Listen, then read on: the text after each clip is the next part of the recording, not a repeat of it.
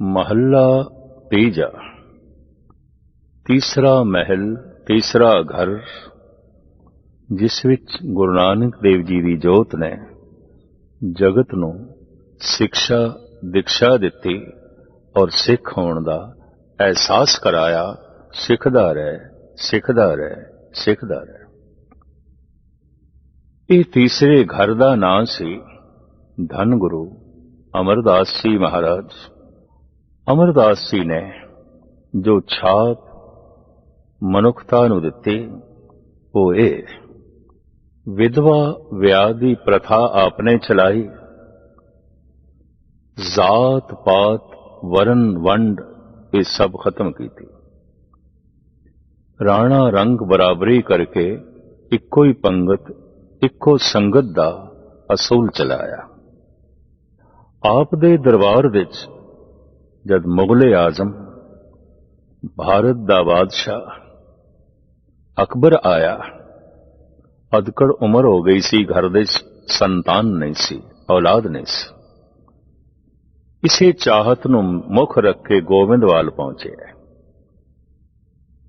चौबदार ने धन गुरु अमरदास जी महाराज के चरणों च विनय की थी, पातशाह मुगले आजम अकबर आए ने।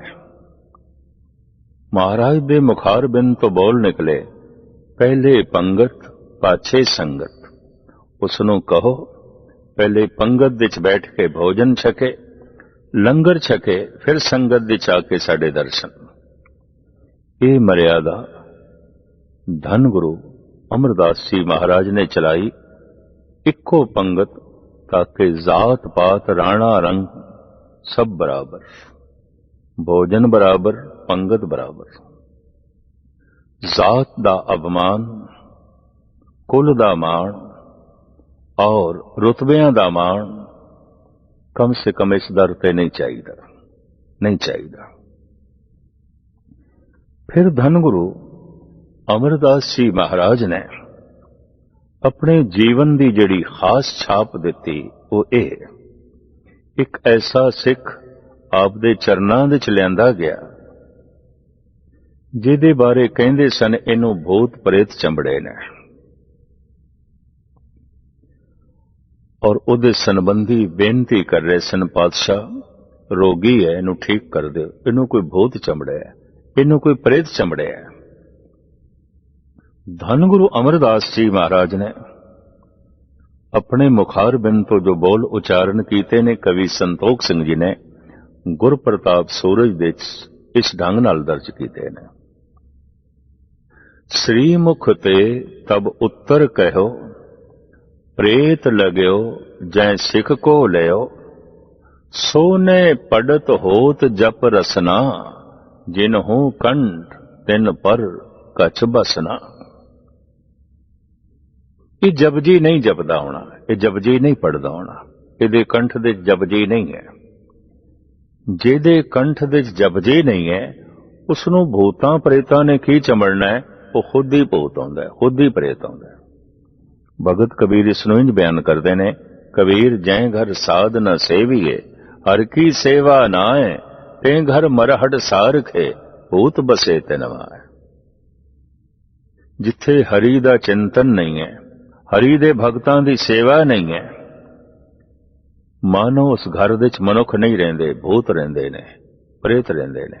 वो मनुख नहीं ने, भूत प्रेत ने।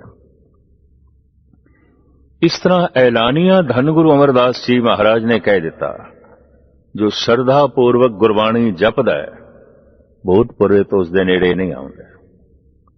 इस तरह की वहम तौमात तो सतगुरु देव जी महाराज ने मनुखता नूं दूर कीता, पड़दे दी रसम नूं हटाया। किसे धर्म विच पड़दा इतना ज्यादा है, स्त्री पूरी दी पूरी ढक दिती गई है, और किसे धर्म विच देखदिआं इतना नंगेज है, यूरोप अद्धे तो ज्यादा नंगा ही है, स्त्री नंगी है, और किधरे पूरी ढकी हुई है, बिल्कुल ढकी, उन्होंने वस्तु बना दिता गया, चीज बना दिता गया। घुंड दी प्रथा, पड़दे दी प्रथा नूं गुरु अमरदास जी महाराज ने हटाया। आख्या इस्त्री मानव है, मनुख है, ये कोई वस्तु नहीं है, कोई सोना चांदी नहीं है छुपा के रखिए, ढक के रखिए। हां, अपनी ਅੱਖਾਂ ਦੇ ਉੱਤੇ ਸਚਾਈ ਤੇ ਲੱਜਾ ਦਾ ਪਰਦਾ ਹੋਣਾ ਚਾਹੀਦਾ, ਨਾ ਕਿ ਕੱਪੜੇ ਦਾ ਪਰਦਾ। ਭਗਤ ਕਬੀਰ ਵੀ ਇਸ ਸੰਬੰਧ ਵਿੱਚ ਕਹਿੰਦੇ ਨੇ, ਰਹੋ ਰਹੋਰੀ ਬਹੁਰੀਆ ਘੂੰਗਟ ਜਿਨ ਕਾੜੇ। ਉਹਨਾਂ ਦੀ ਨੂੰਹ ਸੀ, ਘਰ ਦੇ ਸਤਸੰਗ ਸੀ, ਤੇ ਕਬੀਰ ਨੇ ਕਹਿ ਦਿੱਤਾ ਸਤਸੰਗੀਆਂ ਨੂੰ ਪਾਣੀ ਪਿਲਾਓ, ਪਰ ਉਹ ਲੰਬਾ ਜਿਹਾ ਘੁੰਡ ਕਰਕੇ ਅਖੀਰ ਵਿੱਚ ਬੈਠ ਗਏ। ਘੂੰਗਟ ਦੀ ਪ੍ਰਥਾ ਇਸ ਦੇਸ਼ ਵਿੱਚ ਸਮੇਂ ਨਾਲ ਪ੍ਰਚਲਨ ਹੋਈ, ਹੁਣ ਪਹਿਲੇ ਨਹੀਂ ਸੀ। जैसे अपनी ਨੂੰਹ ਨੂੰ ਵੇਖਿਆ ਕਬੀਰ ਨੇ ਤੇ ਲੰਬਾ ਗੁੰਡ ਕੱਢ ਕੇ ਔਰ ਪਿੱਛੇ ਛੁਪ ਕੇ ਬੈਠੀ ਹੈ, तो आप ਦਾ ਇੱਕ ਪਾਵਨ ਪਵਿੱਤਰ ਸ਼ਬਦ ਹੈ, ਗੁਰੂ ਗ੍ਰੰਥ ਸਾਹਿਬ ਦੇ ਦਰਜ ਹੈ, ਰਹੋ ਰਹੋਰੀ ਬਹੁਰੀਆ घूंघट जिन काढ़े, अंत की बार लहेगी ना आंडे, घूंघट तेरो तो ऊपर साचे, हर गुण गाए कुदे अर नाचे। हरी दे गीत गा घुंड नूं एक पासे कर। अगर पड़दा चाहिदा है तो सच्चाई दा पड़दा, लज्जा दा पड़दा चाहिदा, कपड़े दा पड़दा की।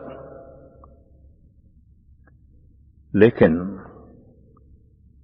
कुछ तबकियां विच पड़दे दा प्रचलन बड़े जोर नाल है। बहुत वड्डा एक आलम जो इलाहाबाद हाई कोर्ट दा जज रह चुके हैं, अकबर इलाहाबादी, बड़ा मशहूर और मारूफ शायर सी, उच्ची पोस्ट सी, दार्शनिक सी, चिंतक सी।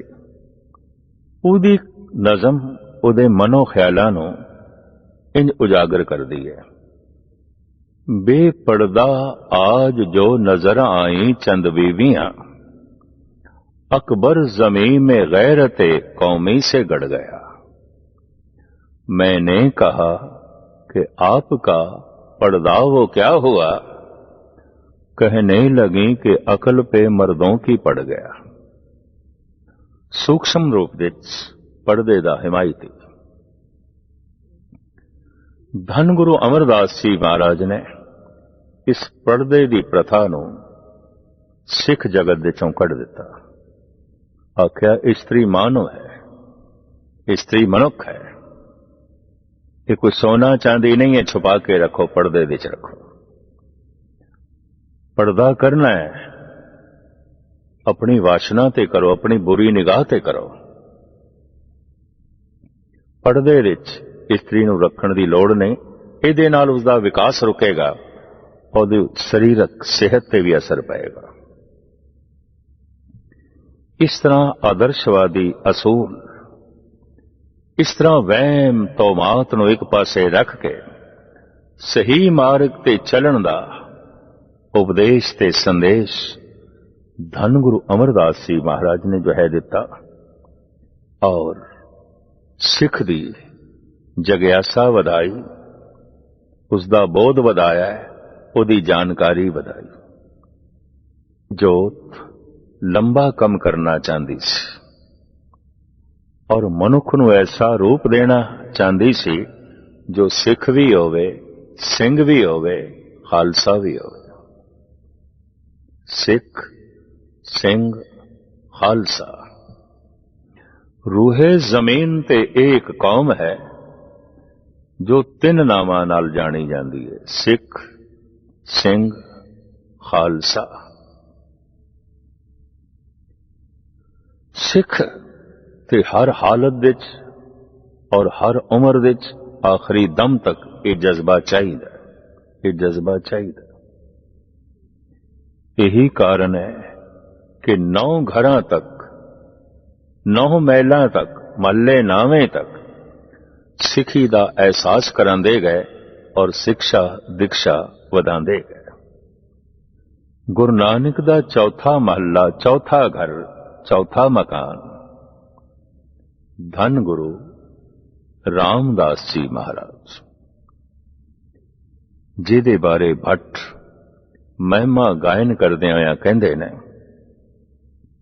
हे गुरु रामदास जी महाराज, जनक सोए जिन जाणिया उन मन रत धरिया, सत संतोख समाचरे अवरासर भरिया, अकथ कथा अमरापुरी जिस देश सो पावे, ये जनक राज गुरु रामदास तुझ ही बनावे। हे गुरु रामदास, तुसी महान हो, तुसी महान हो। आपने केड़ी छाप दिती मनुखता नूं? धर्म मंदिरां दी उसारी दा जज्बा गुरु रामदास जी दी देन है। धार्मिक टिकाणे बनाने, सत्संग प्रचलन करना, एक गुरु रामदास जी महाराज की मूल शिक्षा सी, दीक्षा सी। फिर आप दा कहना सी, हर मनुख करजाई है, करजाई है। आप दा बड़ा पावन पवित्र वाक, मेरे हियरे रतन नाम हर वसया, गुरु हाथ धरियो मेरे माथा, जन्म जन्म के किल बिख दुख उतरे, गुरु नाम दियो ऋण लाथा। जन्मां जन्मांतरां दे दुख संताप साडे मिट गए, गुरु ने बख्शिश कीती है, हिरदे च नाम परो दिता है। करजा ले गया, करजा ले गया। दरअसल नाम जपण नाल करजा ही उतरदा है, तो जिहड़ा करजाई है नहीं उन्हों नाम नहीं जपना चाहिए। नहीं, हर बशर करजाई है, हर बशर करजाई है। इहदी जो रूपरेखा गुरु रामदास जी महाराज ने बयान की है, तुहाडे सामने रखा। इस्लामी जगत च भी ऐसा आखिया जाता है, जिसने करजा देना है वह हज करने वास्ते ना आवे।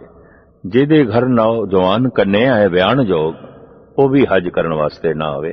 पहले बेटी का ब्याह करे, पहले करजा उतारे, फिर हज करने वास्ते आवे। नहीं तो हज कबूल नहीं, हज प्रवान नहीं। लेकिन गुरु रामदास जी महाराज कुछ होर करजियां दा जिक्र कर रहे ने। जन्म तो ही मनुख करजाई है। पितरी ऋण, देव ऋण, गुरु ऋण, ब्रह्म ऋण। मां बाप दा करजा, देवतियां दा करजा, गुरु दा करजा और परिपूर्ण परमात्मा दा करजा। पितरी ऋण, मां बाप द्वारा जन्म होया और मां बाप ने पालना की, सेवा की। मां राजा बेटा कह के पालना पे करती है। बच्चे नू राजा बना देता है, आप नौकरानी हो गई है, सेवा कर रही है। सेवा कमजोर दी होंदी है, बच्चा कमजोर है। मां बाप बलवान है। ताकतवर दी नौकरी होंदी है, ताकतवर दी गुलामी होंदी है, ताकतवर दी सेवा नहीं होंदी। सेवा कमजोर दी होंदी है, कमजोर मनुख दी। संसार विच किसी न किसी पक्ष तो हर बशर कमजोर है। कोई कला दे, कोई ज्ञान दे, कोई धन दे, कोई संपदा दे, कोई सेहत दे, कोई शक्ति दे। हर गल विच मनुख अगे नहीं है। जिथे जिथे मनुख पछड़िया होया ते कमजोर है, उत्थे उत्थे सेवा की लोड़ है। इस वास्ते गुरमत दा ते संदेश है विच दुनिया सेव कमाईए, तां दरगे वैसन पाईए।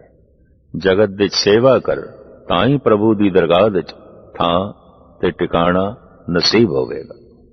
बच्चा कमजोर है, मां बाप उसकी सेवा कर रहे हैं, परवरिश कर रहे हैं और वड्डा कर रहे हैं। सहजे सहजे बच्चा जवान हो गया, मां बाप कमजोर हो गए ना। हुण जवान बच्चे नूं चाहिदा है मां बाप की सेवा करे, नहीं तो पितरां दा कर्जा सिर ते रह जाएगा। इस तरह एक कर्जा उतरेगा पितरां दा। मां दे सिर ते जो नींह नहीं है, पिता दे पैरां 'ਚ जुत्ती नहीं है, ਇਹ बड़ा दानी ਬਣਿਆ ਫਿਰਦਾ है। भाई गुरदास जी कहते हैं, मां पे पर हर करे दान, बेईमान अज्ञान प्राणी ये दानी नहीं है, बेईमान है। मां दी लोड़ां दी पूर्ति नहीं करदा, पिता दी जरूरत वल देखदा नहीं, बड़ा दानी ਬਣਿਆ फिरदा है, बहुत ज्ञानी ਬਣਿਆ फिरदा है। तो ऐसा नहीं मनते सतगुरु, कहते नहीं। भाई गुरदास जी ताड़ना करते हैं। खैर, पितरी ऋण, दूसरा ऋण देवतियां दा ऋण। कौन देवते? अन्न देवता, पानी देवता, बेसंतर देवता, लूण। पंजवा पाया घृत, तां होआ पाक पवित्र। अन्न देवता है, पानी देवता है, अग्नि देवता है, हवा देवता है। इन्हां सारियां दे मिलाप नाल घ्यो है, लूण है, भोजन बनदा है। सब देवते ने सानू जीवन देंदे ने। अन्न जीवन दान देंदा है, पानी है, हवा है, अग्नि है। इस द्वारा साडे जीवन की पूर्ति होंदी है, लोड़ां की पूर्ति होंदी। देवते साडी सेवा दे जुटे हुए, क्योंकि देवतियां दे सामने असीं कमजोर हां। सूरज रोशनी सानू दे रहा है, साड़ी सेवा कर रहा है। धरती टिकाणा दे रही है, पवन श्वास दे रही है, पानी प्यास बुझा रहा है, लोड़ां दी पूर्ति कर रहे हैं। चारों पासे देवते साड़ी सेवा दे जुटे हुए ने। क्यों कि असी देवतियां दे सामने कमजोर हां, बहुत कमजोर हां। देवतियां दा कर्जा किस तरह उतरेगा? जैसे देवतियां दे सामने तू कमजोर है और सारे देवते तेरी सेवा दे जुटे ने, तेरे सामने जिहड़े कमजोर ने जिस पक्ष तो उन्हां दी सेवा कर। विच दुनिया सेव कमाईए, तां दरगे बैसन पाईए। तां दरगाह दे टिकाणा मिलेगा, बैठना नसीब होवेगा। तू सेवा कर। देवतियां दा कर्जा इस ढंग नाल उतरेगा। तीसरा कर्जा गुरु ऋण। गुरु ने जो शिक्षा दिती है, दीक्षा दिती है, उस ते अमल करना, उन्हों कमाना, इहदे नाल गुरु दा कर्जा उतरदा है। गुरु ने जो बचन कहा, शिक्षा दिती है, कमाई नहीं की थी, तो गुरु दा ऋण रह जाता है। गुर सिख मीत चलो गुरु चाली। गुरु रामदास जी महाराज फरमान करते हैं, गुर सिख मीत चलो गुरु चाली, जो गुर कहे सोई भल मानो, हर हर कथा निराली। जो गुरु कहंदा है उन्हों मनो, उन्हों तस्लीम करो, अपने जीवन विच धारण करो।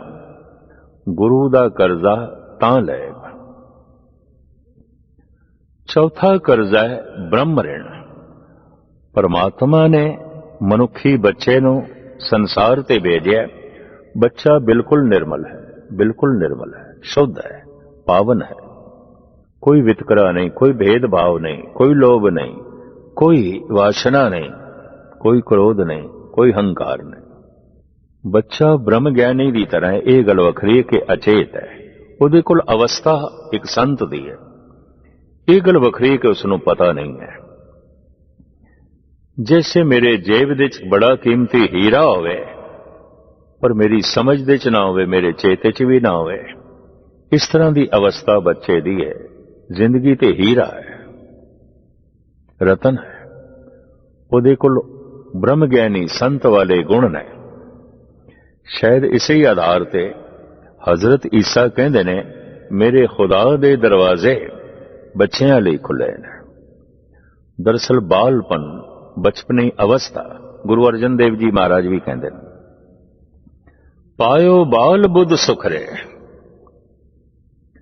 बच्चे को भोलापन है, पवित्रता है, बड़ा पवित्र प्रभु हर एक नूं भेजदा है जगत दे विच। पर पिछले कर्मां जन्मां दे संस्कार ते हुण दी संगत ते मिली हुई शिक्षा करके मनुख इस सारी ਪਵਿੱਤਰਤਾ ਨੂੰ ਅਪਵਿੱਤਰਤਾ ਦੇ ਵਿੱਚ ਬਦਲ ਦਿੰਦਾ ਹੈ, ਸਾਰੀ ਨਿਰਮਲਤਾ ਨੂੰ ਮਹਿਲ ਦੇ ਵਿੱਚ ਬਦਲ ਦਿੰਦਾ ਹੈ। ਬੱਚਾ ਤੇ ਨਿਰਮਲ ਹੈ ਪਰ ਜਵਾਨ ਨਿਰਮਲ ਨਹੀਂ ਹੈ, ਬੁੱਢਾ ਨਿਰਮਲ ਨਹੀਂ ਹੈ। ਉਮਰ ਦੇ ਵੱਧਦਿਆਂ ਮੈਲ ਵੱਧ ਜਾਂਦੀ ਹੈ, ਉਮਰ ਦੇ ਵੱਧਦਿਆਂ ਅਪਵਿੱਤਰਤਾ ਵੱਧ ਜਾਂਦੀ ਹੈ। ਪਰਮਾਤਮਾ ਕਹਿੰਦਾ ਜਿਸ ਤਰ੍ਹਾਂ ਮੈਂ ਜਗਤ ਵਿੱਚ ਭੇਜਿਆ ਸੀ ਵੈਸਾ ਹੀ ਵਾਪਸ ਆਇਆ ਨਿਰਮਲ ਸੀ, ਜਾਂਦਾ ਦਾਗੀ ਹੈ। ਗੁਰੂ ਨਾਨਕ ਦੇਵ ਜੀ ਮਹਾਰਾਜ ਕਹਿੰਦੇ ਦਾਗ ਦੋਸ ਮੋਹ ਚਲਿਆ ਲਾਏ, ਦਰਗੇ ਬੈਸਣ ਨਾਈ। ਦਰਗਾਹ ਵਿੱਚ ਇਸ ਨੂੰ ਥਾਂ ਨਹੀਂ ਮਿਲਣੀ, ਇਹਦਾ ਤਾਂ ਮੁਖੜਾ ਦਾਗੀ ਹੈ, ਦੋਸ਼ਾਂ ਨਾਲ ਦਾਗੀ ਹੈ, ਔਗੁਣਾਂ ਨਾਲ ਦਾਗੀ ਹੈ। ਨਿਰਮਲ ਭੇਜਿਆ ਸੀ ਪ੍ਰਭੂ ਨੇ, ਦਾਗੀ ਹੋ ਕੇ ਵਾਪਸ ਆ ਰਿਹਾ ਹੈ। ਈਸ਼ਵਰ ਦੇ ਦਰਵਾਜ਼ੇ ਬੰਦ, ਨਿਰਮਲ ਹੋ ਕੇ ਆ, ਪਵਿੱਤਰ ਹੋ ਕੇ ਆ। ਜਿਸ ਤਰ੍ਹਾਂ ਗਿਆ ਸੀ ਇਸ ਤਰ੍ਹਾਂ ਹੀ ਵਾਪਸ ਆ। ਭਗਤ ਕਬੀਰ ਜੀ ਦੇ ਸ਼ਿਸ਼ ਹੋਏ ਨੇ ਧਨੀ ਰਾਮ, ਜਿਨ੍ਹਾਂ ਨੇ ਕਬੀਰ ਪੰਥ ਦਾ ਬੜਾ ਪ੍ਰਚਾਰ ਕੀਤਾ। ਉਹਨਾਂ ਦੇ ਦੋ ਬੋਲ ਬੜੇ ਕੀਮਤੀ ਨੇ।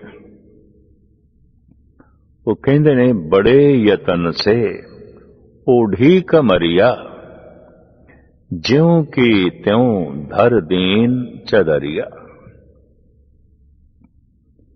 हे ਪ੍ਰਭੂ, ਤੇਰੀ ਦਿੱਤੀ ਹੋਈ ਜ਼ਿੰਦਗੀ ਦੀ ਚੱਦਰ ਨੂੰ ਮੈਂ ਬੜੇ ਸਾਵਧਾਨੀ ਨਾਲ ਧਾਰਨ ਕੀਤਾ ਹੈ, ਓੜਿਆ, ਕਿਧਰੋਂ ਮੈਲੀ ਨਹੀਂ ਹੋਣ ਦਿੱਤੀ, ਦਾਗੀ ਨਹੀਂ ਹੋਣ ਦਿੱਤੀ, ਕਿਧਰੋਂ ਪਾਟੀ ਵੀ ਨਹੀਂ। ਜਿਸ ਤਰ੍ਹਾਂ ਤੂੰ ਜ਼ਿੰਦਗੀ ਦੀ ਚੱਦਰ ਦਿੱਤੀ ਸੀ ਮੈਂ ਉਸ ਤਰ੍ਹਾਂ ਹੀ ਵਾਪਸ ਲੈ ਕੇ ਆਇਆ, ਤੇਰੇ ਕਦਮਾਂ 'ਚ ਰੱਖਦਾ। ਬੜੇ ਯਤਨ ਸੇ ਓਢੀ ਕਮਰਿਆ, ਜਿਉਂ ਕੀ ਤਿਉਂ ਧਰ ਦੀਨ ਚਦਰਿਆ। ਲੇਕਿਨ ਅਕਸਰ ਨਿਰਮਲ ਚੱਦਰ ਮਨੁੱਖ ਬਹੁਤ ਮੈਲੀ ਕਰ ਲੈਂਦਾ, ਬਹੁਤ ਮੈਲੀ ਕਰ ਲੈਂਦਾ, ਬਹੁਤ ਮੈਲੀ ਕਰ ਲੈਂਦਾ। ਪ੍ਰਭੂ ਦਾ ਰਿਣ ਰਹਿ ਜਾਂਦਾ ਹੈ, ਪਰਮਾਤਮਾ ਦਾ ਰਿਣ ਰਹਿ ਜਾਂਦਾ ਹੈ। ਜਿੰਨੇ ਚਿਰ ਤੱਕ ਇਸ ਚੱਦਰ ਨੂੰ ਮਨੁੱਖ ਨਿਰਮਲ ਨਾ ਕਰੇ, ਬ੍ਰਹਮ ਰਿਣ ਰਹਿ ਜਾਂਦਾ ਹੈ। ਗੁਰੂ ਦਾ ਬਚਨ ਕਮਾਵੇ ਨਾ, ਗੁਰੂ ਦਾ ਰਿਣ ਹੈ। ਜਗਤ ਦੀ ਸੇਵਾ ਨਾ ਕਰੇ, ਦੇਵਤਿਆਂ ਦਾ ਰਿਣ ਹੈ। ਮਾਂ ਬਾਪ ਦੀ ਸੇਵਾ ਨਾ ਕਰੇ ਤਾਂ ਪਿਤਰੀ ਰਿਣ ਹੈ। ਇਹ ਚਾਰੇ ਕਰਜ਼ੇ ਉਸੇ ਹੀ ਮਨੁੱਖ ਦੇ ਉਤਰਦੇ ਨੇ ਜੋ ਪ੍ਰਭੂ ਦਾ ਨਾਮ ਜਪਦਾ ਹੈ, ਈਸ਼ਵਰ ਦਾ ਨਾਮ ਜਪਦਾ ਹੈ। ਗੁਰੂ ਰਾਮਦਾਸ ਜੀ ਮਹਾਰਾਜ ਫਰਮਾਨ ਕਰਦੇ ਨੇ, ਮੇਰੇ ਹੀਰੇ ਰਤਨ ਨਾਮ ਹਰ ਵਸਿਆ, ਗੁਰ ਹਾਥ ਧਰਿਓ ਮੇਰੇ ਮਾਥਾ, ਜਨਮ ਜਨਮ ਕੇ ਕਿਲ ਵਿਖ ਦੁਖ ਉਤਰੇ, ਗੁਰੂ ਨਾਮ ਦਿਓ ਰਿਣ ਲਾਥਾ। ਫਿਰ ਇੱਕ ਸਿੱਖਿਆ ਦਿੱਤੀ ਹੈ ਗੁਰੂ ਰਾਮਦਾਸ ਜੀ ਮਹਾਰਾਜ ਨੇ। ਇਸ ਤਰ੍ਹਾਂ ਸਿੱਖ ਦੇ ਅੰਦਰ ਸਿੱਖੀ ਦਾ ਅਹਿਸਾਸ ਵਧਾਈ ਜਾ ਰਹੇ ਨੇ ਗੁਰੂ ਨਾਨਕ। ਕੋਈ ਭਲਾ ਕਹੋ ਭਾਵੇਂ ਬੁਰਾ ਕਹੋ, ਹਮ ਤਨ ਦਿਓ ਹੈ ਡਾਰ। 10 ਬੰਦੇ ਕਿਸੇ ਮਨੁੱਖ ਨੂੰ ਭਲਾ ਭਲਾ ਕਹਿਣ ਲੱਗ ਪੈਣ, ਉਹਦੇ ਪੈਰ ਜ਼ਮੀਨ ਤੇ ਨਹੀਂ ਟਿਕਦੇ, ਹੰਕਾਰ ਨਾਲ ਭਰ ਜਾਂਦਾ, ਆਪਣੇ ਆਪ ਨੂੰ ਮਹਾਨ ਸਮਝਣ ਲੱਗ ਪੈਂਦਾ। ਪਰ 10 ਬੰਦੇ ਕਿਧਰੇ ਨਿੰਦਾ ਕਰਨ ਲੱਗ ਪੈਣ, ਬੁਰਾ ਬੁਰਾ ਆਖਣ ਲੱਗ ਪੈਣ, ਤਾਂ ਢੇਰੀ ਢਾ ਕੇ ਬੈਠ ਜਾਂਦਾ, ਸਿਰ ਢਾ ਕੇ ਬੈਠ ਜਾਂਦਾ, ਗਮਗੀਨ ਹੋ ਜਾਂਦਾ ਹੈ ਜਦ ਇਸ ਦੀ ਨਿੰਦਾ ਹੋਵੇ, ਬਹੁਤ ਖੁਸ਼ ਹੋ ਜਾਂਦਾ ਜਦ ਇਸ ਦੀ ਉਪਮਾ ਹੋਵੇ। ਇਹ ਇੱਕ ਸਾਰ ਨਹੀਂ ਹੈ, ਇਹਦੀ ਜ਼ਿੰਦਗੀ ਦੂਜਿਆਂ ਦੇ ਹੱਥ 'ਚ ਹੈ। ਇਹਦਾ ਦੁੱਖ ਤੇ ਇਹਦਾ ਸੁੱਖ ਦੂਜਿਆਂ ਦੇ ਹੱਥ 'ਚ ਹੈ। ਦੂਜੇ ਉਪਮਾ ਕਰਨਗੇ ਤਾਂ ਖੁਸ਼ ਹੋਵੇਗਾ, ਔਰ ਦੂਜੇ ਨਿੰਦਾ ਕਰਨਗੇ ਤਾਂ ਦੁਖੀ ਹੋਵੇਗਾ। ਇਹਦਾ ਮਤਲਬ ਜ਼ਿੰਦਗੀ ਦਾ ਸਵਿਚ ਦੂਜਿਆਂ ਦੇ ਹੱਥ 'ਚ ਹੈ। ਦੂਜੇ ਔਨ ਆਫ ਕਰਨਗੇ, ਅਸੀਂ ਦੁਖੀ ਸੁਖੀ ਹੋਵਾਂਗੇ। ਮਹਾਰਾਜ ਕਹਿੰਦੇ ਨਹੀਂ, ਗੁਰੂ ਰਾਮਦਾਸ ਜੀ ਮਹਾਰਾਜ ਦਾ ਸੰਦੇਸ਼ ਉਪਦੇਸ਼, ਕੋਈ ਭਲਾ ਕਹੋ ਭਾਵੇਂ ਬੁਰਾ ਕਹੋ, ਹਮ ਤਨ ਦਿਓ ਹੈ ਡਾਰ। ਇਹ ਪ੍ਰਭੂ, ਅਸੀਂ ਤੇ ਆਪਣੇ ਆਪ ਨੂੰ ਸਮਰਪਣ ਕਰ ਦਿੱਤਾ ਹੈ, ਸਰੈਂਡਰ ਕਰ ਦਿੱਤਾ ਹੈ। ਕੋਈ ਬੁਰਾ ਕਹਿੰਦਾ ਤੇ ਆਖੇ ਪਿਆ, ਕੋਈ ਭਲਾ ਕਹਿੰਦਾ ਤੇ ਆਖੇ ਪਿਆ। ਇਹ ਦੋਵੇਂ ਪੈਰਾਂ ਦੇ ਥੱਲੇੋਂ ਨਿਕਲ ਜਾਂਦੇ, ਨਿੰਦਾ ਤੇ ਉਸਤਤ। ਇਸ ਤਰ੍ਹਾਂ ਯਕਸੋਈ, ਇਕਾਗਰਤਾ, ਧੰਨ ਗੁਰੂ ਰਾਮਦਾਸ ਜੀ ਮਹਾਰਾਜ ਨੇ ਇਹੀ ਸਿੱਖਿਆ ਦੀਕਸ਼ਾ ਝੋਲੀ ਦੇ ਚ ਪਾਈ ਔਰ ਇਸ ਤਰ੍ਹਾਂ ਸਿੱਖੀ ਦੇ ਅੰਦਰ ਸਿੱਖੀ ਮਾਦਾ ਵਧਾਉਂਦੇ ਜਾ ਰਹੇ ਨੇ ਗੁਰੂ ਨਾਨਕ ਦੇਵ ਜੀ ਮਹਾਰਾਜ। ਫਿਰ ਯਕੇ ਬਾਦ ਇਗਰੇ ਇਹੀ ਜੋਤ ਪੰਜਵੇਂ ਜਾਮੇ ਚ ਪੰਜਵੇਂ ਘਰ ਦੇ ਚ ਪੰਜਵੇਂ ਮਹੱਲੇ ਦੇ ਚ ਪ੍ਰਵੇਸ਼ ਕਰ ਗਈ। ਮਹੱਲਾ ਪੰਜਵਾਂ ਕਹਿਲਾਈ। ਧੰਨ ਗੁਰੂ ਅਰਜਨ ਦੇਵ ਜੀ ਮਹਾਰਾਜ। ਚੱਲੀ ਪੀੜੀ ਸੋੜੀਆਂ रूप बटावन वारो वारी। मकान बदल दे गए, घर बदल दे गए। जोत ओही जोत ओहा जुगत सै काया फेर पलटी। असी देखते हैं साइंस दा कमाल अजोके युग दे किडनी किसे दी लाई किसे शरीर नूं गई है, अखां किसे दियां ने लगाइयां किसे नूं जा रही ने, खून किसे दा कट के पाया किसे नूं जा रहा है। ये साइंस दा कमाल है। लेकिन धर्म दी दुनिया च एक कमाल सी। जोत एक शरीर दे च है, जो अनुभव प्रकाश वो कट के किसी दूसरे शरीर दे च पा देना ताकि वो अनुभव लंबे समय तक काम करे, ताकि वो ज्ञान ज्योति लंबे समय तक मनुखता दी दुनिया नूं रोशन करे, प्रकाश देंदी रहे। ऐसा कमाल धर्म की दुनिया च होंदा रहा और गुरु घर दे ते बा कमाल होया। उस जोत ने बार बार 10 घरां दे प्रवेश किया। पंजवां घर महला पंजवां, इस घर का नाम सी अर्जन और जोत का नाम सी गुरु, गुरु अर्जन। पूर्ण जोत धन गुरु अर्जन देव जी महाराज के अंदर प्रवेश कर गई। आपने जो सिखी के दायरे नूं फैलाया, वधाया, एहसास कराया, इतिहास के पन्ने भरे पे। हरिमंदिर साहब की रचना आप दी है और उसका खाका भी आपने ही चितरिया सी।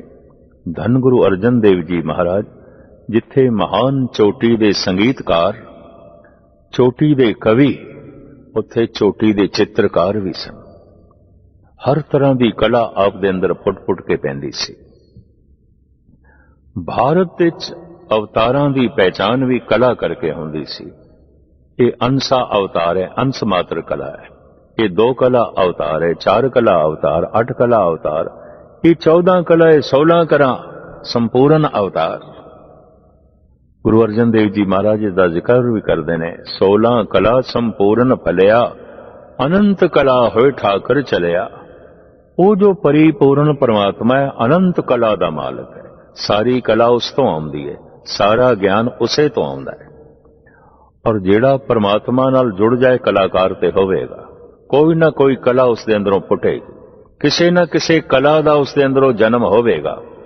गीत का जन्म होवेगा, संगीत का जन्म होवेगा, नृत्य का जन्म हो सकता है, चित्र कला का जन्म हो सकता है। और उस कला दे बकायदा जान होवेगी, उस कला दे बकायदा शक्ति होवेगी। वो कला मुर्दा नहीं होवेगी, किसी को सीखी नहीं गई, बल्कि अंदरों अनुभव प्रकाश तो बाहर आई है। धन गुरु अर्जन देव जी महाराज के सब तो ज्यादा शब्द ने गुरु ग्रंथ साहब जी महाराज दे। हरिमंदिर साहब की रचना आपने कराई। आप दे शब्दां विच प्यार, हलेमी, निर्माणता, ज्ञान, विज्ञान हर पक्ष की झलक मिलती है, हर पक्ष की झलक मिलती है। शांतमयी आप दा खास सुभाव सी और इतनी शांति मानसिक तल विच कि तत्ती तवी भी आप नूं तपा ना सकी, बलदी हुई अग भी आप नूं तपा न सकी और उबलदी देग भी आप नूं तपा न सकी। ऐसा साका होया है। आप दे पावन पवित्र बोल भी ने, न शीतलंग चंद्र देवे, न शीतलंग बावन चंद ने। ਕੋਈ ਮਨ ਨੂੰ ਸੀਤਲ ਨਹੀਂ ਕਰਦੀਆਂ ਚੰਦਰਮਾ ਦੀਆਂ ਕਿਰਨਾਂ। ਕਹਿੰਦੇ ਨੇ ਚੰਦਰਮਾ ਬਹੁਤ ਸੀਤਲ ਹੈ, ਇਹਦੀਆਂ ਕਿਰਨਾਂ ਬਹੁਤ ਸੀਤਲ ਨੇ, ਪਰ ਸਤਿਗੁਰੂ ਕਹਿੰਦੇ ਹੋਵਨਗੀਆਂ ਮਨ ਤੇ ਤਪਿਆ ਰਹਿੰਦਾ ਹੈ, ਚੰਦਰਮਾ ਦੀਆਂ ਕਿਰਨਾਂ ਮਨ ਤੱਕ ਨਹੀਂ ਪਹੁੰਚਦੀਆਂ। ਨਹੀਂ ਸੀਤਲੰਗ ਬਾਵਨ ਚੰਦਨੇ, ਚੰਦਨ ਬੜਾ ਠੰਡਾ ਹੁੰਦਾ ਹੈ, ਮਸਤਕ ਤੇ ਲਾਈਏ ਮਸਤਕ ਠੰਡਾ ਹੋ ਜਾਂਦਾ ਹੈ। ਗਰਮੀਆਂ ਦੀ ਰੁੱਤ ਦੇ ਚ ਇਹ ਮਹਾਨ ਔਸ਼ਧੀ ਦਾ ਕੰਮ ਕਰਦਾ ਹੈ, ਪਰ ਚੰਦਨ ਦੀ ਪਹੁੰਚ ਵੀ ਸਰੀਰ ਤੱਕ ਹੈ, ਮਨ ਤੱਕ ਨਹੀਂ ਹੈ। ਮੱਥਾ ਠੰਡਾ ਹੋ ਗਿਆ ਹੈ, ਮਨ ਤਪਿਆ ਹੋਇਆ ਹੈ। ਕਿਰਨਾਂ ਦੇ ਨਾਲ ਬਾਹਰ ਤੇ ਠੰਡ ਵਰਤ ਗਈ, ਪਰ ਮਨ ਦੀ ਤਪਸ਼ ਤੇ ਕਾਇਮ ਹੈ। ਨੈ ਸੀਤਲੰ ਚੰਦਰ ਦੇਵੇ, ਨੈ ਸੀਤਲੰ ਬਾਵਨ ਚੰਦਨੇ, ਨੈ ਸੀਤਲੰ ਸੀਤ ਰੁਤੈਣ, ਸਰਦੀ ਦੀ ਰੁੱਤ। ਬਰਫਾਨੀ ਪਹਾੜਾਂ ਦੇ ਉੱਤੇ ਵੀ ਤਪੇ ਹੋਏ ਹਿਰਦੇ ਮਿਲਦੇ ਨੇ, ਈਰਖਾਲੂ ਹਿਰਦੇ ਮਿਲਦੇ ਨੇ, ਕ੍ਰੋਧੀ ਮਿਲਦੇ ਨੇ, ਤ੍ਰਿਸ਼ਨਾਲੂ ਮਿਲਦੇ ਨੇ, ਤਪੇ ਹੋਏ ਮਨੁੱਖ ਦੁਸ਼ਮਣੀ ਦੇ ਜਜ਼ਬਿਆਂ ਨਾਲ ਭਰੇ ਹੋਏ। ਹੁਣ ਠੰਡ ਹੈ ਬਾਹਰ, ਹੁਣ ਬਰਫ਼ ਪੈ ਰਹੀ ਹੈ, ਬੜੀ ਸੀਤ ਰੁੱਤ ਹੈ, ਸੀਤ ਲਹਿਰ ਚੱਲ ਰਹੀ ਹੈ, ਮਨ ਤੇ ਤਪਿਆ ਹੋਇਆ ਹੈ। ਇਹ ਬਾਹਰ ਦੀਆਂ ਠੰਡੀਆਂ ਹਵਾਵਾਂ ਔਰ ਬਰਫ਼ਬਾਰੀ ਮਨ ਨੂੰ ਸੀਤਲ ਨਹੀਂ ਕਰਦੀ। ਨੈ ਸੀਤਲੰ ਚੰਦਰ ਦੇਵੇ, ਨੈ ਸੀਤਲੰਗ ਬਾਵਨ ਚੰਦਨੇ, ਨੈ ਸੀਤਲੰਗ ਸੀਤ ਰੁਤੇਣ, ਨਾਨਕ ਸੀਤਲੰਗ ਸਾਧ ਸਵਜਨੇ। ਮਨ ਸੀਤਲ ਹੁੰਦਾ ਹੈ ਗੁਰੂ ਦੀ ਸੰਗਤ ਦੇ ਸਤਸੰਗ ਵਿੱਚ, ਪ੍ਰਭੂ ਦੇ ਨਾਮ ਕਰਕੇ। ਫਿਰ ਆਪ ਸਾਫ਼ ਫਰਮਾਨ ਕਰਦੇ ਨੇ, ਚੰਦਨ ਚੰਦ ਨਾ ਸਰਦ ਰੁੱਤ, ਮੂਲ ਨਾ ਮਿਟਈ ਕਾਮ, ਸੀਤਲ ਥੀਵੇ ਨਾਨਕਾ ਜਪੰਦੜੋ ਹਰ ਨਾਮ। ਆਪ ਐਸੇ ਸਮਦ੍ਰਿਸ਼ ਸਨ, ਦਰਬਾਰ ਸਾਹਿਬ ਹਰਿਮੰਦਰ ਸਾਹਿਬ ਦੀ ਨੇ ਵਕਤ ਦੇਖ ਫਕੀਰ ਸਾਈਂ ਮੀਆਂ ਮੀਰ ਤੋਂ ਰਖਵਾਈ। ਇਤਨਾ ਏਕਤਾ ਦੇ ਨਾਲ ਭਰਿਆ ਹੋਇਆ ਹਿਰਦਾ ਹੈ। ਆਪ ਦੇ ਚੋਟੀ ਦੇ ਸ਼ਰਧਾਲੂਆਂ ਦੇ ਚੋਂ ਭਾਈ ਬੰਨੋ ਜੀ, ਭਾਈ ਬੈਲੋ ਜੀ, ਭਾਈ ਮੰਝ, ਭਾਈ ਗੁਰਦਾਸ, ਭਾਈ ਬੁੱਢਾ ਜੀ, ਇਹ ਚੋਟੀ ਦੇ ਸਿੱਖਾਂ 'ਚ ਸਨ, ਚੋਟੀ ਦੇ ਸ਼ਰਧਾਲੂਆਂ 'ਚ ਸਨ। ਧੰਨ ਗੁਰੂ ਅਰਜਨ ਦੇਵ ਜੀ ਮਹਾਰਾਜ ਨੇ ਹੀ ਗੁਰੂ ਗ੍ਰੰਥ ਸਾਹਿਬ ਜੀ ਮਹਾਰਾਜ ਦੀ ਸੰਪਾਦਨਾ ਕੀਤੀ। ਪਹਿਲੇ ਪਾਤਸ਼ਾਹ ਦੀ ਬਾਣੀ, ਦੂਜੇ ਦੀ, ਤੀਜੇ ਦੀ, ਚੌਥੇ ਦੀ, ਜੋ ਪੋਥੀਆਂ ਦੇ ਰੂਪ ਵਿੱਚ ਮੌਜੂਦ ਸੀ, ਸੰਗ੍ਰਹਿ ਕਰਕੇ ਉਸ ਨੂੰ ਤਰਤੀਬ ਦੇ ਕੇ ਧੰਨ ਗੁਰੂ ਗ੍ਰੰਥ ਸਾਹਿਬ ਜੀ ਮਹਾਰਾਜ ਦੀ ਸੰਪਾਦਨਾ ਕੀਤੀ। ਔਰ ਦਰਬਾਰ ਸਾਹਿਬ ਦੇ ਵਿੱਚ ਜਿਸ ਦਿਨ ਪਹਿਲਾ ਪ੍ਰਕਾਸ਼ ਹੋਇਆ, ਬਾਬੇ ਬੁੱਢੇ ਨੂੰ ਤਾਬਿਆਂ ਤੇ ਬਿਠਾਇਆ ਹੈ, ਆਪ ਸਾਹਮਣੇ ਬੈਠੇ। ਦਰਬਾਰ ਸਾਹਿਬ ਵਿੱਚ ਇੱਕੋ ਇੱਕ ਕਥਾ ਹੋਈ ਹੈ ਜੋ ਗੁਰੂ ਅਰਜਨ ਦੇਵ ਜੀ ਮਹਾਰਾਜ ਨੇ ਕੀਤੀ ਹੈ। ਉਂਝ ਕੀਰਤਨ ਹੁੰਦਾ ਰਿਹਾ ਹੈ ਔਰ ਕਥਾ ਦੀ ਮਰਿਆਦਾ ਭਾਈ ਗੁਰਦਾਸ ਜੀ ਤੋਂ ਬਾਹਰ ਚਲੀ, ਜੋ ਗੁਰਦੁਆਰਾ ਮੰਜੀ ਸਾਹਿਬ ਕਹਿਲਾਂਦਾ ਹੈ, ਦਰਬਾਰ ਸਾਹਿਬ ਤੋਂ ਬਾਹਰ, ਪਰਿਕਰਮਾ ਤੋਂ ਬਾਹਰ। ਦਰਬਾਰ ਸਾਹਿਬ ਦੇ ਅੰਦਰ ਥੋੜੀ ਜਿਹੀਆਂ ਵਿਆਖਿਆ ਜੋ ਗੁਰੂ ਅਰਜਨ ਦੇਵ ਜੀ ਮਹਾਰਾਜ ਨੇ ਕੀਤੀ, ਉਹ ਇਸ ਤਰ੍ਹਾਂ ਹੈ। ਸਤਿਗੁਰ ਕੇ ਸਰੀਰ ਹੈ ਜੋ, ਸਭ ਥਾਨ ਸਮੇਂ ਸਭ ਨਾ ਦਰਸੈ ਹੈ। ਸਤਿਗੁਰ ਦਾ ਇਹ ਜੋ ਸਰੀਰ ਹੈ, ਇਹਦੇ ਦਰਸ਼ਨ ਸਾਰੀ ਜਗ੍ਹਾ ਤੇ ਨਹੀਂ ਹੋ ਸਕਦੇ, ਤੇ ਇਹ ਸਰੀਰ ਸਰਬ ਸਮੇਂ ਵੀ ਨਹੀਂ ਹੈ, ਸਰਬ ਕਾਲ ਵੀ ਨਹੀਂ ਹੈ, ਹਰ ਵਕਤ ਵੀ ਨਹੀਂ ਹੈ, ਹਰ ਜਗ੍ਹਾ ਵੀ ਨਹੀਂ ਹੈ, ਹਰ ਵਕਤ ਵੀ ਨਹੀਂ ਹੈ। ਇਸ ਵਾਸਤੇ ਸਰੀਰ ਗੁਰੂ ਨਹੀਂ ਹੈ, ਕਾਇਆ ਗੁਰੂ ਨਹੀਂ ਹੈ। ਜੋ ਵਿਆਪਕ ਨਹੀਂ ਹੈ ਉਹ ਪ੍ਰਭੂ ਨਹੀਂ ਹੈ, ਜੋ ਵਿਆਪਕ ਨਹੀਂ ਹੈ ਉਹ ਗੁਰੂ ਵੀ ਨਹੀਂ ਹੈ।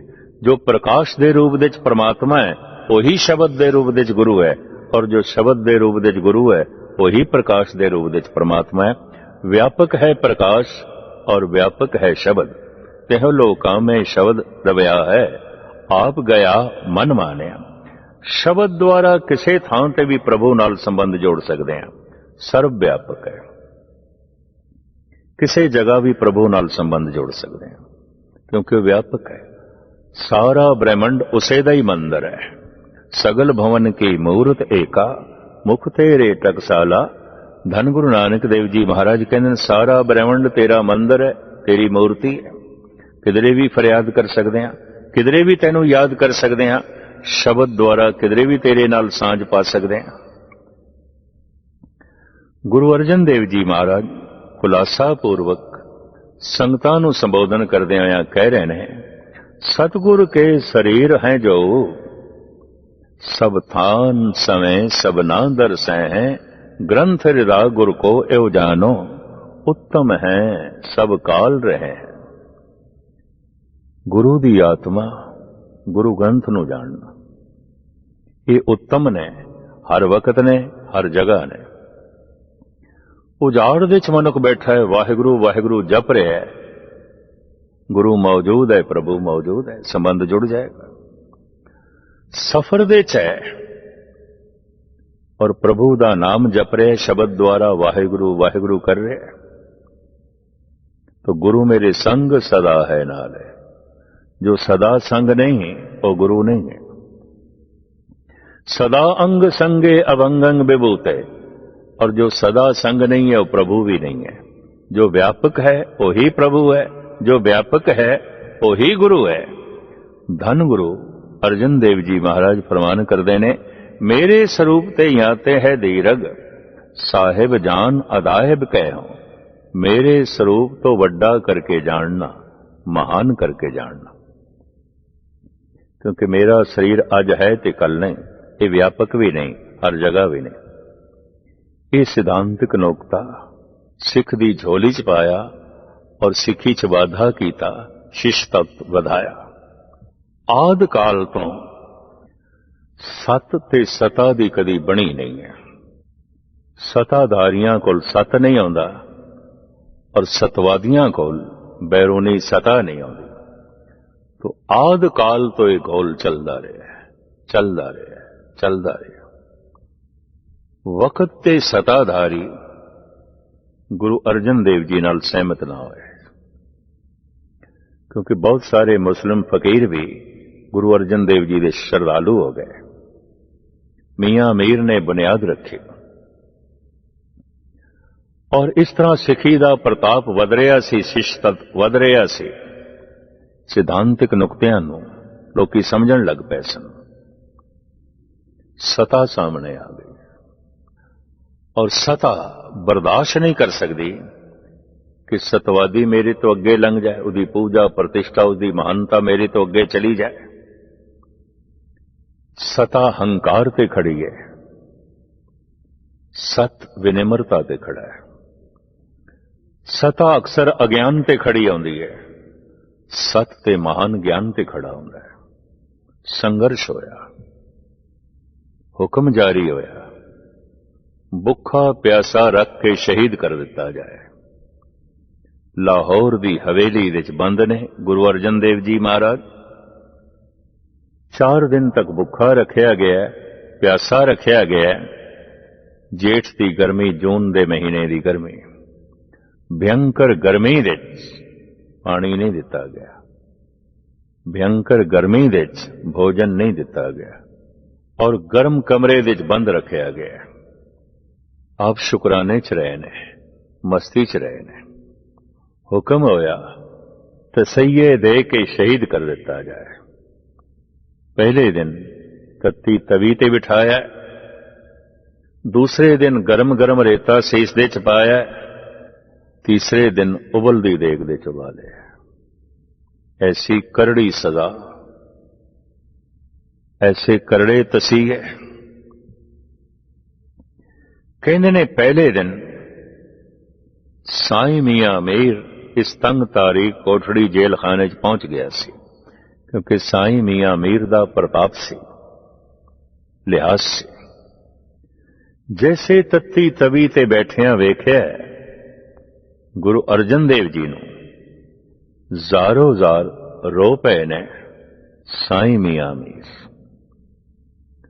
प्रिंसिपल गंगा सिंह जी हो गुजरे एक महान दार्शनिक और गुरबाणी व्याख्याकार।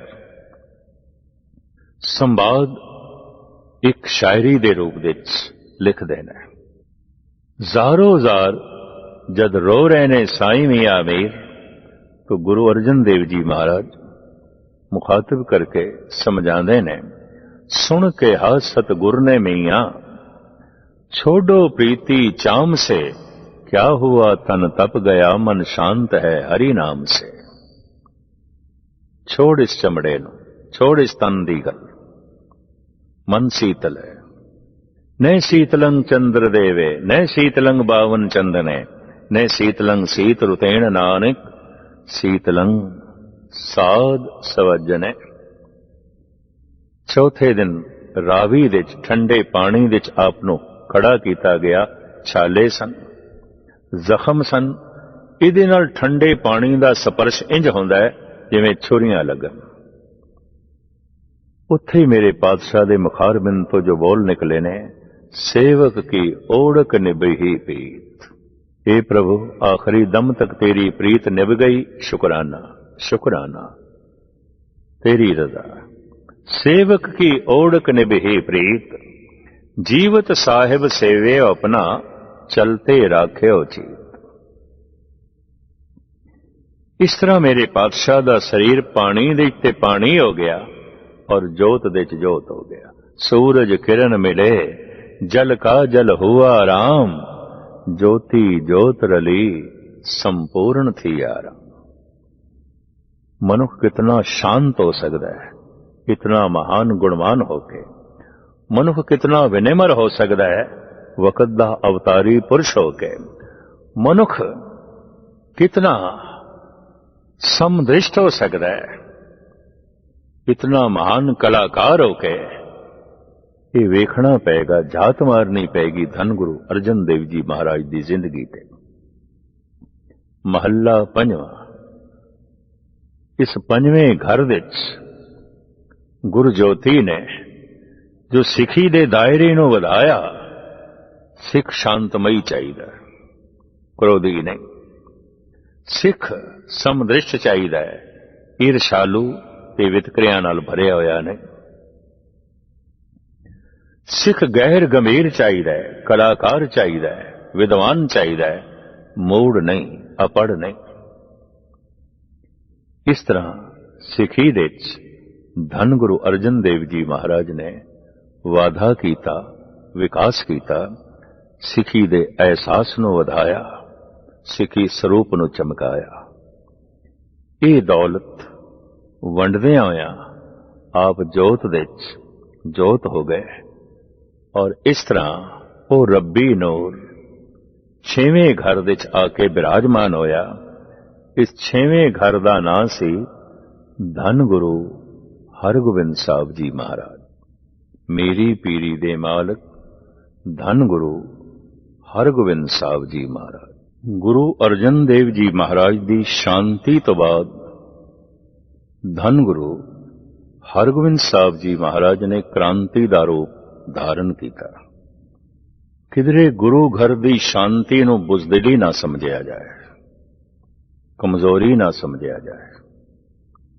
शांति की इंतहा कर दी गुरु अर्जन देव जी ने, पर इस शांति नूं किधरे कमजोरी ना समझिया जाए, बुजदिली ना समझिया जाए।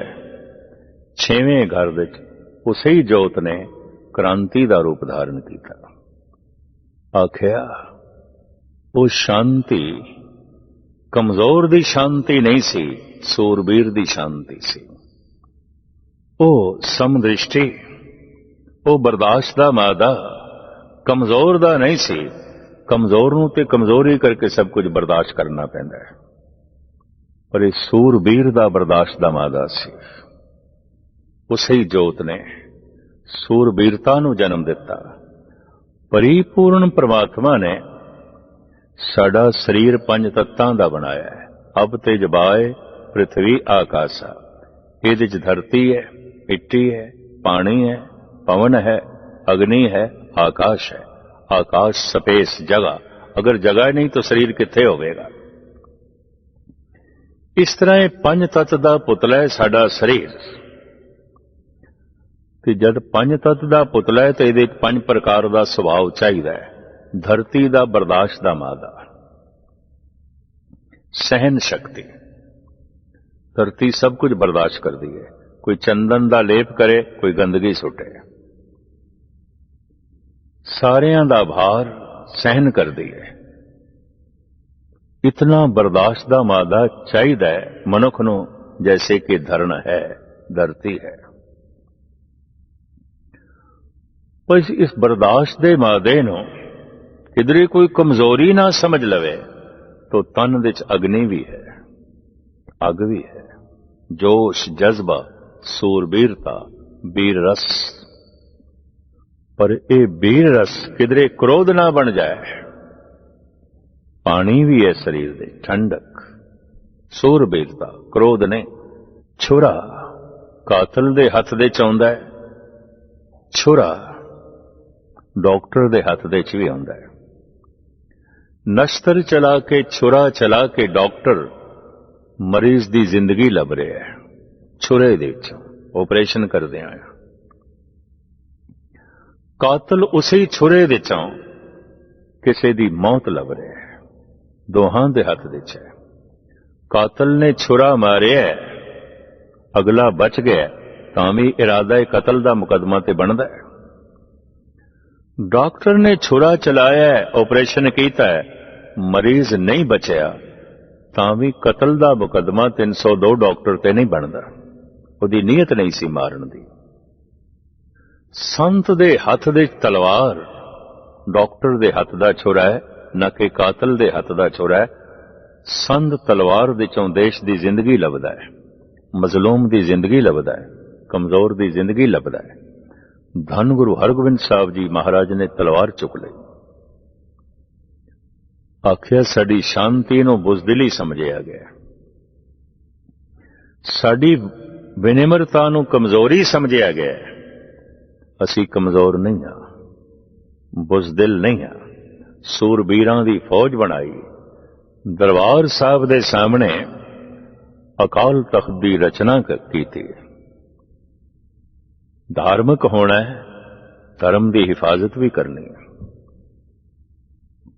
माला फेरनी है तो अपनी माला की रक्षा भी करनी, कोई खोके ना ले जाए। इस तरह अकाल तख्त नूं दरबार साहब दे सामने बनाया है। कोई भी समाजिक राजनैतिक फैसला गुरु नूं सामने रख के होवे, सच्चाई नूं सामने रख के होवे, परमात्मा नूं सामने रख के होवे।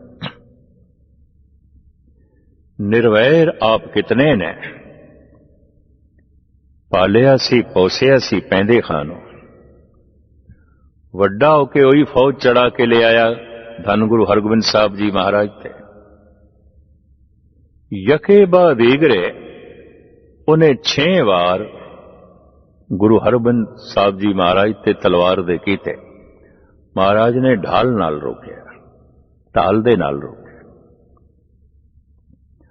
मुखार बिन तो जड़े बचन बोले ने, उन्हों वक्त दे इतिहासकार मुहस्सन फानी ने दबस्ताने मजाहिब दे इस तरह कलमबंद कीते ने।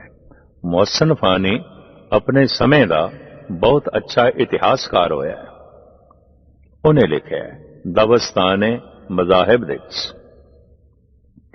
जद यके बाद दीगरे 6 वार तलवार दे पैंदे खां कर चुके है। नाल सिख देखते पे ने गुरु हरगोबिंद साहब जी महाराज दे, भाई महाराज ते रोकते पे ने, वार नहीं कर रहे। और कई सिख कहते महाराज सानू आग्या दिओ, असीं इस नूं टिकाणे लाइए। महाराज कहते नहीं। 6 वार करन तो बाद मयान चो महाराज ने तलवार कड्डी और मुखार बिन तो बोल बोले, चुना न में जदन जदन ई अस्त। पैंदे खां तलवार इंज नहीं चलाई दी, इंज चलाई दी। मुहस्सन फानी कहंदा है, रूहे जमीन ते मैं पहला मनुख देख रहा जो मैदान जंग दे दुश्मन नूं तलवार चलाण दी जाच सिखांदा है। इंज तलवार चलानी चाहिए है। हिरदा कितना कोमल है, नरम है और पावन है। संसार नूं शिक्षा दिती है, पवित्र हिरदे नाल लड़ाई करो, अपवित्र हिरदे नाल ने। पवित्र हिरदे नाल संत लड़दा है, अपवित्र हिरदे नाल दुष्ट लड़दे ने। दुष्ट दूजे नूं मारना चाहता है, दबाना चाहता है। संत मजलूम नूं बचाना चाहता है, देश नूं बचाना चाहता है। बहुत फर्क है। दुष्ट दूसरे नूं दबांदा है और मारदा है, तो दुष्टां दा संघार करना पैंदा है, करना पैंदा है। नहीं ते मजलूम दा जीवना औखा हो जाए, कमजोर दा जीवना औखा हो जाए। गुरु नानक ने 6वें घर दे आके 6वें स्वरूप दे साफ कह दिता, ऐ बंदे शरीर दे अग भी है, जोश भी चाहिए। धरती तो विनिम्रता लेनी है, पानी तो पवित्रता लेनी है, अग्नि तो जोश ते जज्बा लेना है, पवन तो फुर्तीलापन लेना है। हाथ देते हाथ धर के नहीं बैठना, किरत करके खाना है, मेहनत करके खाना है।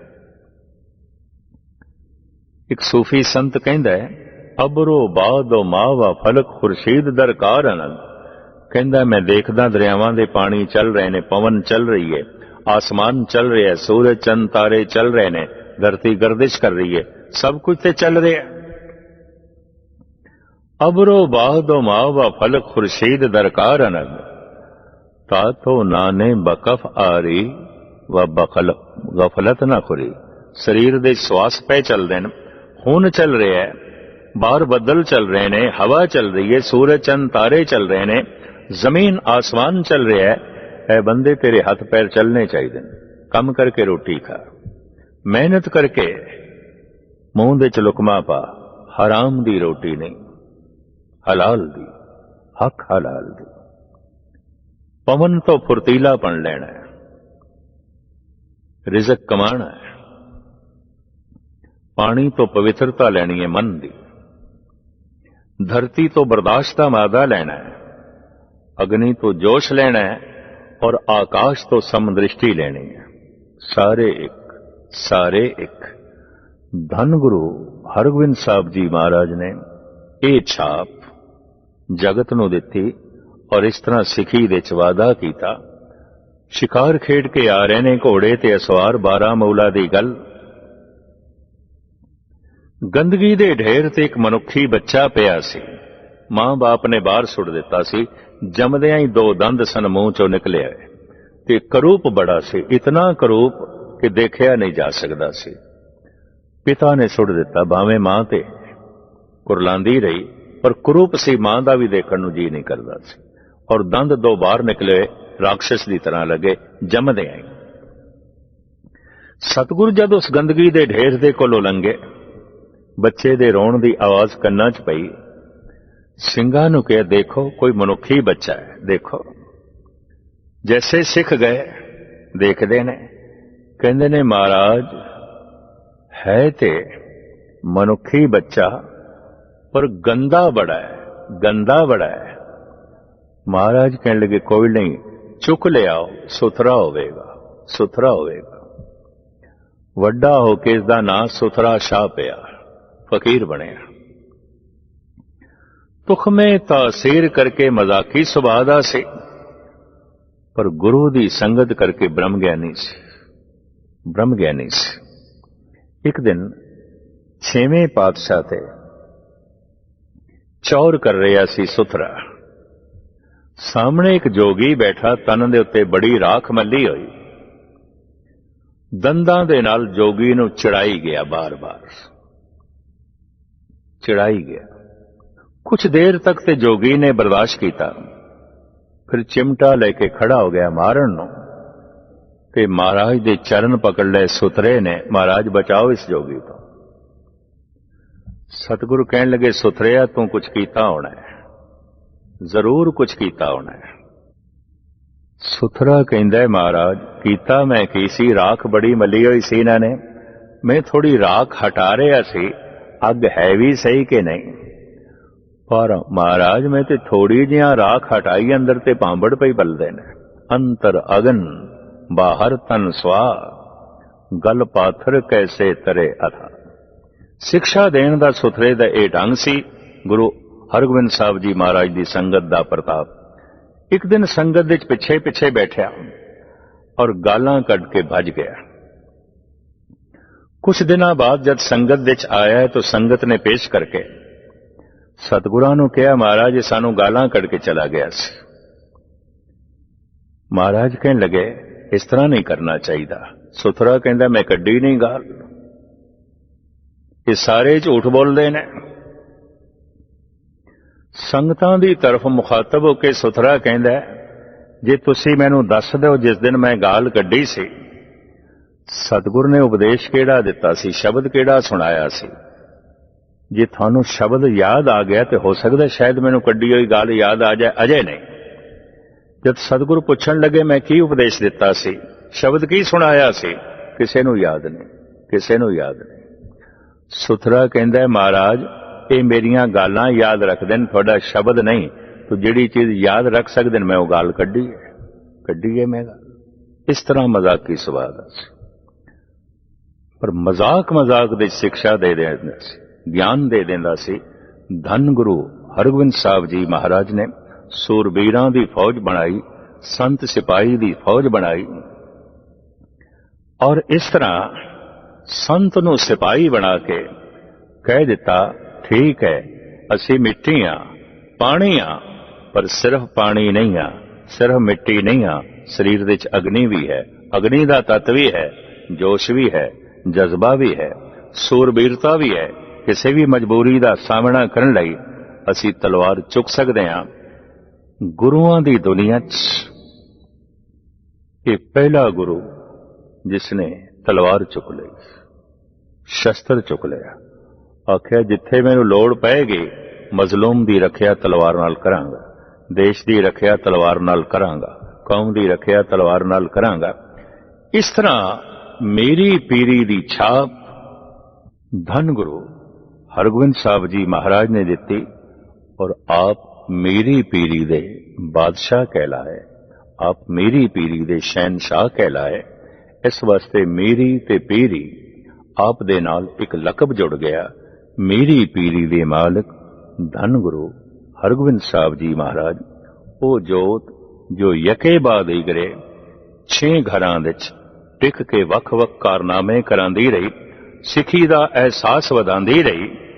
ਆਖਰ ਉਸੇ ਨੇ 7ਵੇਂ ਜਾਮੇ ਵਿੱਚ 7ਵੇਂ ਘਰ ਵਿੱਚ ਪ੍ਰਵੇਸ਼ ਕੀਤਾ, ਔਰ ਉਸ 7ਵੇਂ ਘਰ ਦਾ ਨਾਂ ਸੀ ਧੰਨ ਗੁਰੂ ਹਰ ਰਾਏ ਸਾਹਿਬ ਜੀ ਮਹਾਰਾਜ।